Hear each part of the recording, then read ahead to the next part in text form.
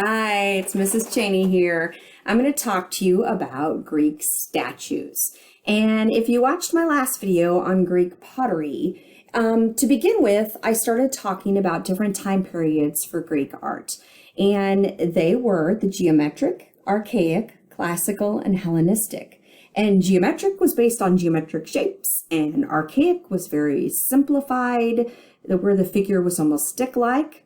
And then classical was the golden age of Greece, where a lot of art was created, and the statues would have been nicely done in proportion with a lot of detail, very pretty, very human-like. And then you've got Hellenistic, where you've got all kinds of drama going on those figures, lots of dramatic poses. So, to get started on these Greek statues, I'm going to shrink this down. Let's look at this.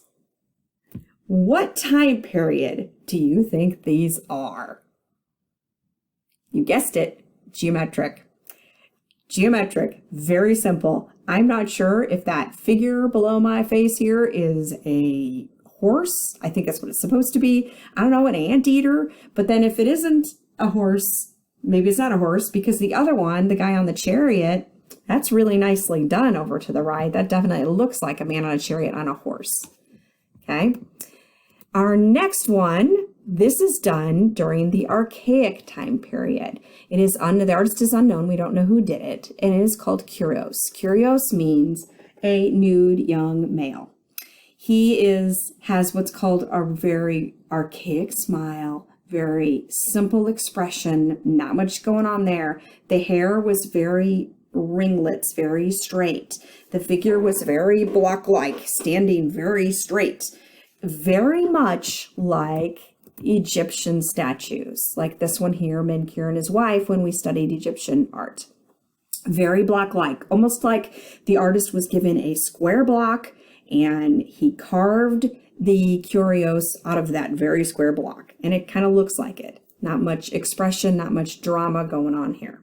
Okay, this is the Piplos core, and core means to clothe a maiden. Again, she has a very simple smile, a little bit more of a smirk than the other guy did. Very remote expression still. The hair in very simple ringlets, but there's a little bit more of a pose going on.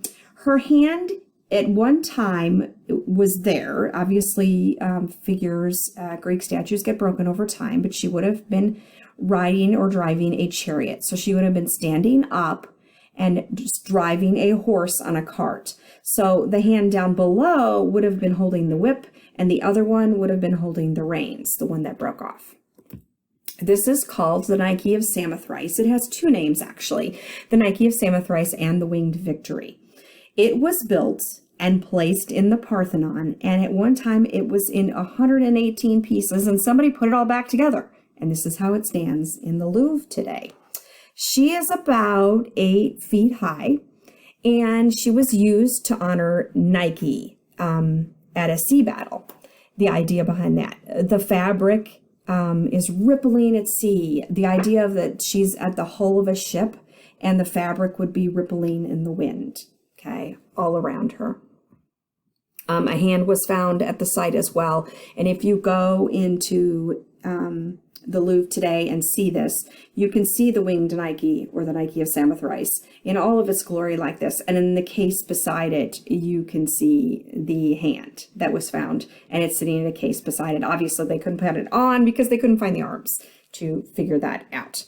This is by Praxiteles, and we know her as the Venus de Milo, or Aphrodite of Milos. She is located in the Louvre, and it's about a 6-foot tall statue, and it was found in 1820 in 2 pieces by a peasant in some ruins. It was purchased by the French ambassador to Turkey, and then King Louis gave it to the Louvre, okay? So that's how the Louvre got it. During World War II, if you know anything about Hitler, Hitler was going around trying to confiscate a lot of artwork because he wanted to build his own Fuhrer museum. And this was one of the statues that he really wanted. He didn't get it because the Louvre hid it. So as far as we know, she was put in some kind of storage area where he never found her. So I think that's kind of cool. This is kind of interesting. And we talk about beauty and how beautiful things are. Aphrodite is considered to be a goddess of love and beauty. On the right of your slide, that is an Egyptian figure that we studied called Queen Nefertiti. And she is on the logo for the International Active Member of the American Society of Plastic Surgeons. I think that's kind of neat that she's used for that. And plastic surgeons also sometimes use Aphrodite as being a person of beauty in their logos as well. What happened to her arms? What do you think what did she look like before she broke? Okay, you can kind of tell by this figure, this statue, that one arm is coming off and the other one is pumped up. Someone took a computer and tried to superimpose what they thought, I guess digitally, I'm sorry, not superimpose, but digitally try to figure out from a photograph what the arms maybe would have looked like. That one of her arms would have been reaching across her body, holding up her toga, that's falling down, and the other one holding out some sort of maybe piece of fruit. Okay. Religious people tend to think that maybe this reminds them of a Bible story, like an Adam and Eve type thing or something like that. Aphrodite was one of the most famous works of ancient Greek sculptures, and it was originally cast in bronze. So after it was cast in bronze, many copies were made out of the bronze, and then finally a marble statue was made, and that's the one we look at today. And there are a lot of renditions of Aphrodite or Venus de Milo. I'm going to go through them quickly because there's tons of them. Here's another one. This one's in the Vatican. Here is another one. Oops. Another one. Having trouble with my screen here. Another one. Here's Aphrodite's head in the Louvre. So other artists have created Aphrodite in different ways. Here's another one. This was purchased by Napoleon. Some really cool ones. That's the same one.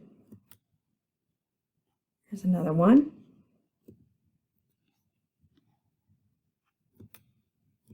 Another Aphrodite. Look how many Aphrodites. Another Aphrodite. Another Aphrodite.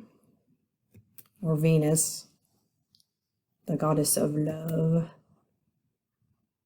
Tons of them. A little fuzzy there, sorry about that. Tried to find the best figures that I could.